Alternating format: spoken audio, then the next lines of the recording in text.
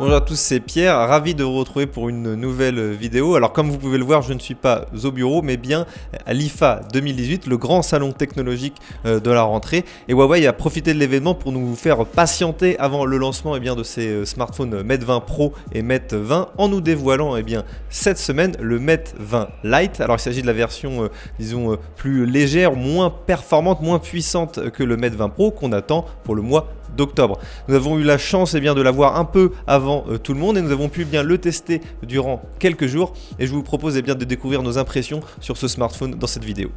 Par rapport à la génération précédente, le Mate 20 Lite change d'aspect et adopte des matériaux plus élégants, une coque en verre brillante avec au milieu un double appareil photo et le flash LED sur le côté, suivi par le lecteur d'empreintes digitales facilement accessible.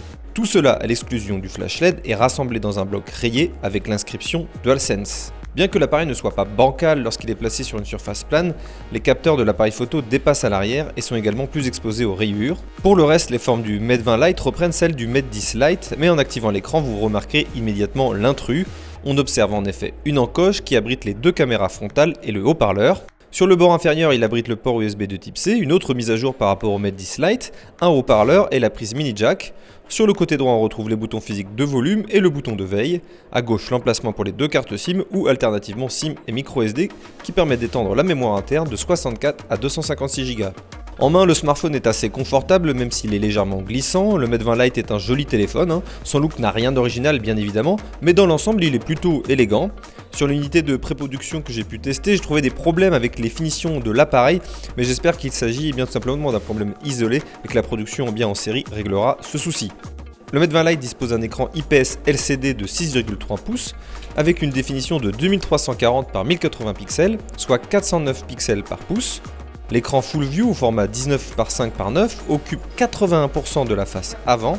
L'écran du Mate 20 Lite est un écran froid où le blanc tend un peu au bleu et où les couleurs comme le jaune et le vert ne sont pas représentées au mieux, contrairement aux couleurs comme le rouge et le fuchsia. Vous ne serez pas déçu par la luminosité et malgré la présence de l'encoche et la diagonale de 0,4 pouces plus haute, l'expérience est pratiquement la même que celle de son prédécesseur.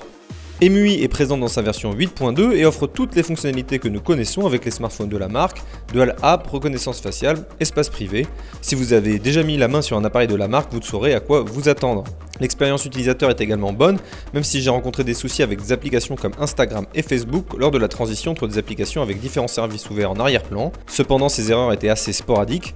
La différence avec un smartphone haut de gamme se fait sentir, c'est clair, mais globalement, le Mate 20 Lite offre une expérience assez fluide. En plus du NFC, bonne nouvelle, on retrouve la radio FM sur ce Mate 20 Lite.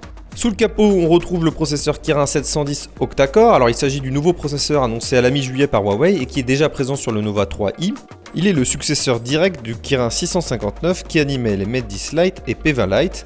Gravé en 12 nanomètres, il promet jusqu'à 75% de performance optimisée en simple cœur et 68% en multicœur. La puce graphique est un Mali G5 qui est aussi 1,3 fois meilleur que le Kirin 659.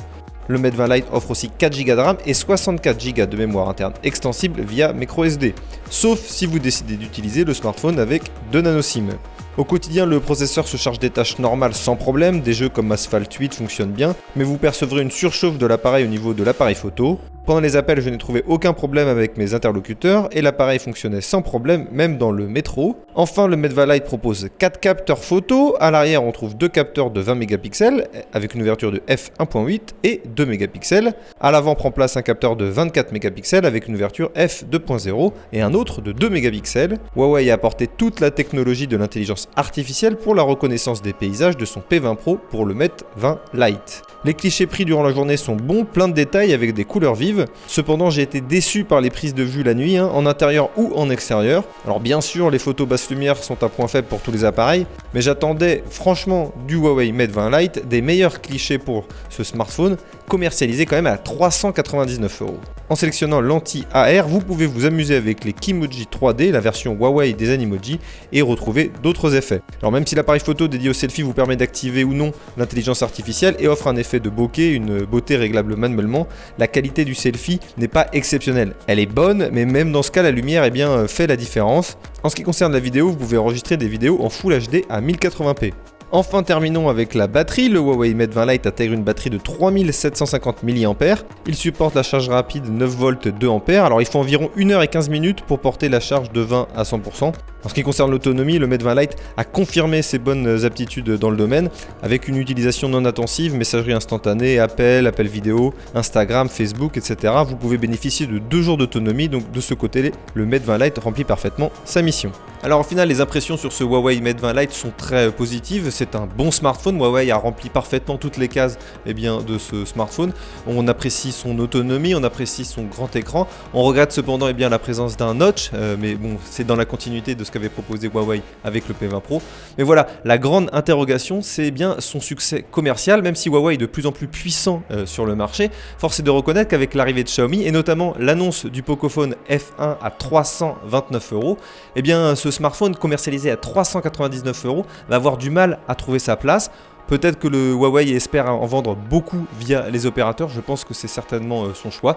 Quoi qu'il en soit, voilà, c'est un bon smartphone, mais j'attendais un peu plus du constructeur sur cette gamme qui rencontre toujours un grand succès auprès des utilisateurs. N'hésitez pas à me dire d'ailleurs dans les commentaires ce que vous pensez de ce smartphone, à vous abonner à notre chaîne YouTube, à liker cette vidéo si ce n'est pas déjà fait, et je vous promets également qu'après l'IFA, très rapidement, on vous sortira les tests complets du Galaxy Note 9 et de l'Oppo Find X. Allez, moi j'y retourne puisque l'IFA 2018 est riche en annonces cette année. Allez, tchuss!